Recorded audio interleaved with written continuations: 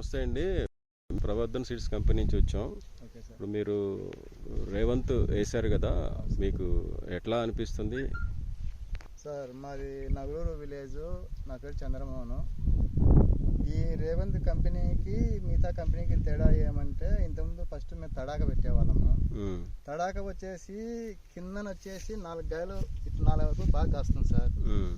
మిగతా ఆ కాయ పడే లోపల మధ్యలో కాపు తీసిపోతుంది.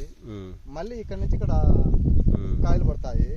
ఈ చెట్టు అట్లా కాదండి, కింది నుంచి ఒకటే కాపు కాస్తుంది. చూడండి, ఒక పాయకు వచ్చేసి 7-8 కాయలు కాస్తాయి. ఇట్లా చుట్కారము ఒక చెట్టుకు వచ్చేసి 60-70 కాయలు 80 కాయల వరకు ఉంటాయి సార్. ఇంకా తెగుళ్ళు అంటారా, తెగుళ్ళు అయితే ఏరే దీనికి చాలా డిఫరెన్స్ ఉంటాయి. ఏరే పంటలకైతే ఒకసారి మందు కొడితే దీనికైతే రెండు మాట కొట్టకపోయినా పర్వాలేదు, బాగుంటుంది. మేము కూడా కొత్తగా పెట్టాము ఈసారి మా కంపెనీ వాళ్ళు చెప్పడంతో. మొత్తం ఎన్ని ఎకరాలు వేసారు మీరు పత్తి? 4 ఎకరాలు వేసాము సార్. 4 ఎకరాల్లో ఇదెంత వేసారు? మొత్తం ఇదే సార్.